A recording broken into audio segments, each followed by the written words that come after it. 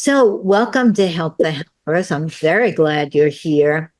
I really need you this morning to make this thing happen. And I was afraid maybe nobody would show up, but that's just me. Of course, you would show up. Um, when I when I said that I was going to do a reflection about the social political embeddedness of the larger dimension of ourselves, um, I thought, well, that is a tall order. And when I mentioned it to people, they said, oh, good luck. And I knew just what they meant. Because when we talk politics, and that isn't what I want us to do, when we talk politics, something happens to us. And we go from our focusing, um, sensitive, introspective selves to some other way of being. And it's a way of being where we're either overwhelmed and withdrawn and, oh, I'm fed up with this world. Or we're very opinionated and we're saying it as it is, and why doesn't the world listen to me? I go into both of these places, of course. We talk over each other. We make fun of people that are on the other side somehow. We we are in a strange state when we talk politics. We lose our individuality sometimes. We lose the implicit intricacy.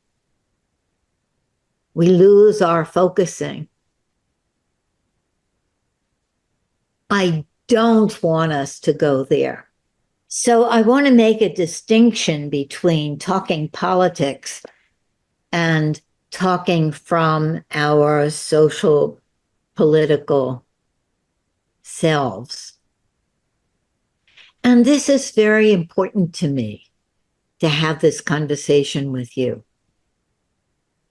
It's very important. I even had a dream about it. And in the dream, we were doing this big project and there were all these people, and I somehow intuitively knew this was the right time to begin it in the dream.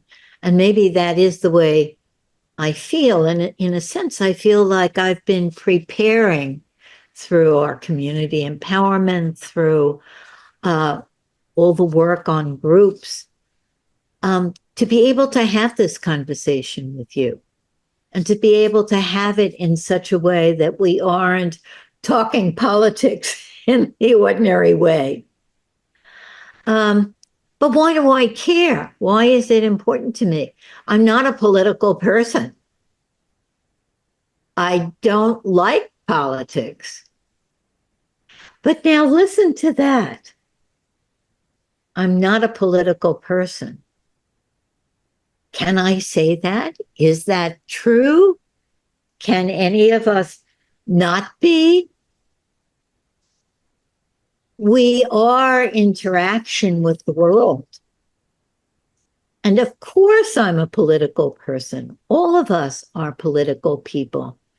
We're spiritual people. We're community people. We're individual people.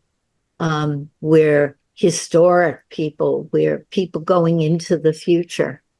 That's a dimension of the interaction that we are.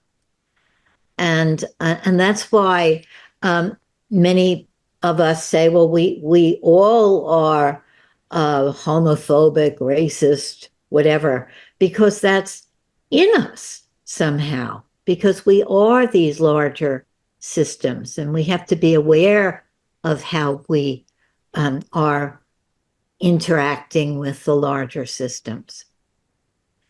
So I don't want us to go to the political place, but I want us to go to the place where not only do we care about the world, but we know that we are the world. The world is us. There was a quote from Camus that I was so struck by as a young girl in college, and that came to mind this morning. He says that the challenge of life is to make of the outside world a home. To make of the outside world a home. So we, as focusing people, know a lot about making the inside world a home. And that's pretty difficult. And we've learned a lot about that. And we've learned something about making the interaction a home. But there's also this making of the outside world a home. And that's what I'd like to do this morning. Each one of us lives in a different room of that home. Some people live, some of us live in the United States with this looming election. Some of you live in many other places, which is what I love about this group. And the non-United States people are very important to this discussion. But you know, I picture that we're making of the outside world a home, and all of the people that we think of as political enemies, people on the other side, they're our roommates, right? We have to make a way to have conversation with our roommates, because it's pretty sad when you're living in a home where people aren't talking to each other and just making snide remarks and grumping around and being morose around the ones that they're not getting along with. So this morning, we're going to come from the place of being interested in our roommates. I had the experience yesterday that was very interesting. I think it prepared me for our reflection. I went to my church, which is right in my neighborhood, a progressive, I guess what people would call a liberal church. And a young minister from Guatemala was giving the sermon, and he was talking about the scripture that says that you have to love God and love your neighbors, because if you can't love the people that you can see, how can you love God that you can't see? So it's a wonderful scripture. And he was talking about ways that we can love people. But then he said, some people are very hard to love. He said, I have a very hard time loving the Trump supporters.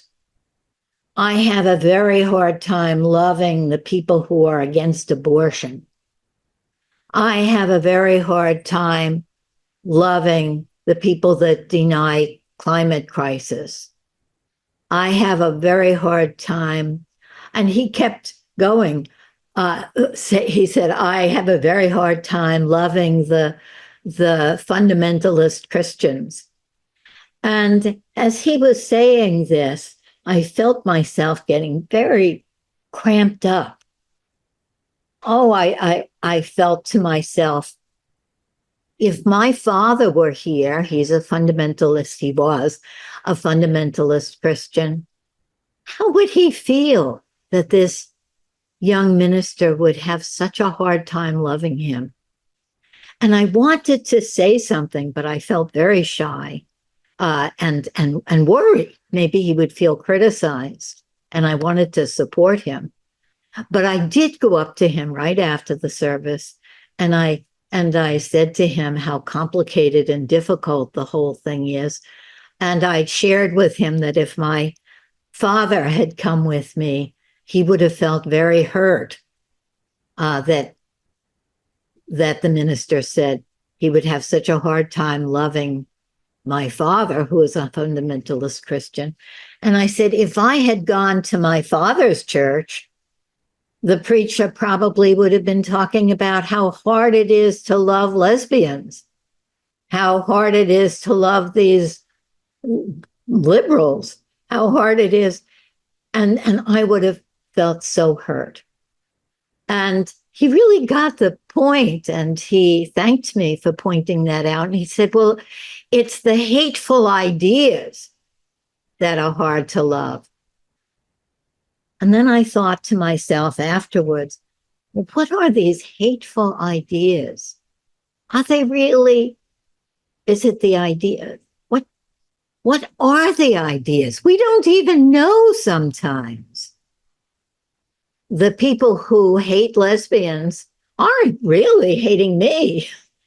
They even the idea of a woman having a partner as a woman, I don't think that they're hating that idea.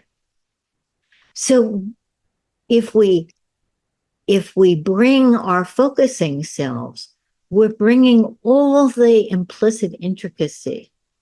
We're not just seeing the people as boxes that are hard to love, but we're seeing the people as much larger than the ideas. And the ideas are much larger than the person.